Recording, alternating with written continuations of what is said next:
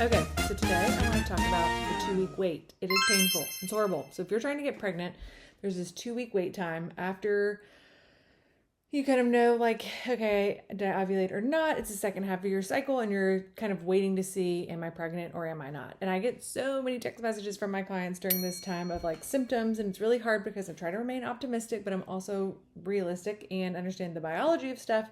But I also understand I don't want to call myself psycho because I think that I am psycho, but I'm not trying to project that everybody's a psycho. However, we tend to be a little crazy during the 2 week wait time, okay? And because you're going like, oh my God, is this a sign of pregnancy?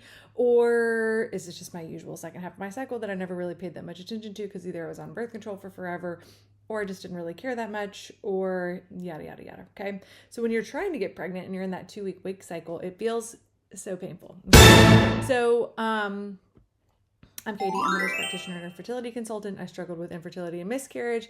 I was able to have 2 kids without IVF, even though that's what they told me I was probably going to have to do.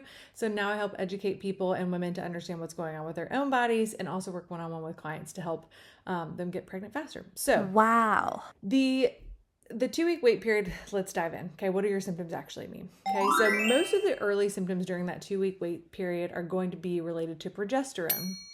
Okay, progesterone is a hormone that supports pregnancy and growth of baby. So supporting growth of the gestation of baby or embryo. Okay, so what I want to do is kind of educate, help you understand what's normal, what isn't normal, and kind of help you try to navigate some of that. So if you're in that 2 week wait period, every cramp, every spot, every headache, every weird feeling, every nausea, you are going to be thinking, do I have a baby in my belly or not? So let's talk about what this actually means. So what happens after ovulation? Egg gets released. May or may not be fertilized depending on time, intercourse, etc. So if fertilization happens, egg and sperm meet, and then embryo has to travel. Has to move through the system to be able to implant into the uterus. Now, during that time of travel, your body doesn't even know that you're pregnant yet or not, or that you were about to be pregnant. Okay, your body's just doing its normal thing on that second half of your cycle because it's like, if there's an embryo that's going to come land in here, I'm going to start getting ready for it. So the embryo is going to transfer, and then implantation happens later. So you're not even going to be like having HCG, human chorionic growth hormone, until embryo implants into the uterus. So when embryo does implant, then we're going to see that HCG starts to increase. Okay, so no implantation, no HCG, no positive pregnancy test.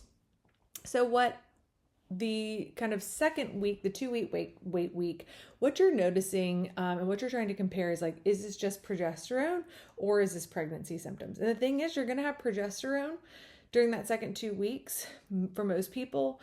And progesterone causes bloating. Progesterone causes fatigue. Progesterone causes tender boobs, mood changes, cramping. It can cause all of these symptoms. And that can also happen with pregnancy. So it's really difficult to kind of like calm your mind and be like, oh my God, am I pregnant? Or am I just having a good sign of progesterone? So these symptoms can happen whether you're pregnant or whether you're not pregnant. And progesterone should rise after ovulation no matter what, because it's there and ready. Again, it's going like, we don't know if this embryo is going to come this month. Are we going to have something? So it's starting to kind of prepare your body for that second part of the cycle. So it can be tempting to think like, oh, this is a sign of pregnancy. Oh, my progesterone is going up. That's a sign of pregnancy. Yeah, but so that's also the signs of a normal, good, strong cycle. Okay. So implantation is usually going to happen around 6 to 10 days after ovulation. Okay. So that is when we may start seeing what you call like implantation spotting. And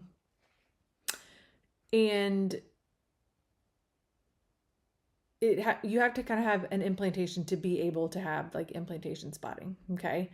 So when people are kind of going through that 2 week wait time before like you start your next cycle, etc., when can we start reasonably thinking about testing? Now, if you have known like pretty much to the day, exactly when you ovulated, I would say, around day 10 after ovulation, you can start thinking about doing a test, but it may still be really faint. So you want to make sure that you take that test first thing in the morning, first pee, because that's when that HCG is going to be the highest concentrate in your urine. As we go throughout the day, it's going to be more diluted, and so it's harder to get a positive pregnancy test if you're actually positive.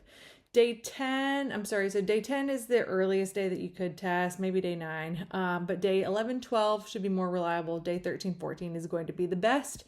But an early negative test doesn't necessarily mean that it's negative. It's just you may have tested too soon.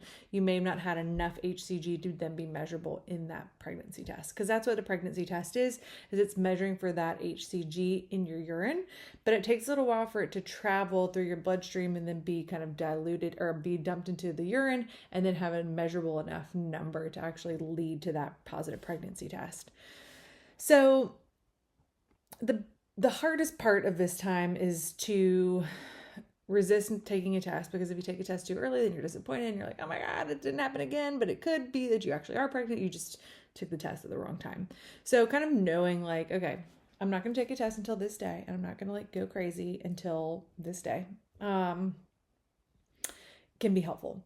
The other thing is like Googling every single symptom, because there are going to be just as many people on Reddit that say like, oh, I had this symptom, this symptom, this symptom, that ended up having a positive pregnancy test, as the people that have those same symptoms that did not. And those people that have those symptoms that did not get pregnant are probably not on Reddit, because they probably weren't even thinking about it or trying to get pregnant, etc. Right? Like you're only thinking about it if you're trying to get pregnant, and then you're on there like writing all your symptoms. And so it's easy to go in like Reddit rabbit holes. It is easy to become hyperfixated on this. And you think that your job during that 2-week period is to just like decode every symptom. Like, does this mean I'm pregnant or not? And that's when you guys are texting me like, does this mean I'm pregnant or does it not? And I'm like, I don't know. We don't know. There is no sort of like magical sign that means like this time you're pregnant and last time you weren't, or why this month you have a different symptom than last month. And a lot of times what my clients are understanding when they're working with me is that they are now finally having a regular cycle, whereas before they weren't. And so all these symptoms become extra tricky, because they're like, well, I've never felt like this before. And I'm like, yeah, but that's because you've never had like a strong progesterone post ovulation, or you've never had like a normal cycle where you weren't on birth control. And so like kind of masking those symptoms. So it's hard because you want to get excited, but you also don't want to let yourself down. And you need to kind of learn how to experience your life and go through those days, not just waiting and wondering. And I get it. It's easier said than done, but trying to find things to do with your time, trying to like set parameters around like how much time am I going to allot myself to social media or to Reddit or to whatever sort of, your rabbit hole device is. So if you really want to kind of understand like hormones, ovulation, fertility patterns, what you need to be looking for, how to kind of set all of this timing, that's exactly how I help people, either one-on-one or have a course that kind of offers this same information, because it's hard and we've all been there, but I just want people to have realistic expectations and to kind of know what their body is actually doing and what these symptoms actually mean, rather than assuming or being let down, or thinking like, am I just having a chemical pregnancy every time? Your body is doing what it needs to be doing, but it takes a little while, and not every perfect combination of egg and sperm leading to an embryo means that it's genetically viable. Sometimes your body's like, okay, maybe things happen and things met, but it's not a solid embryo. So your body says like, this is not the one for us. And that's hard too.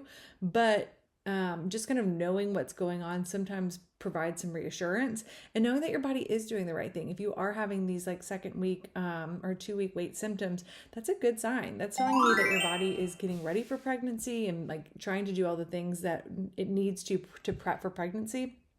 Which is all a really good sign. We just may need to tweak some things or allow a little bit more time to pass. So hope that was helpful. Check out the next one.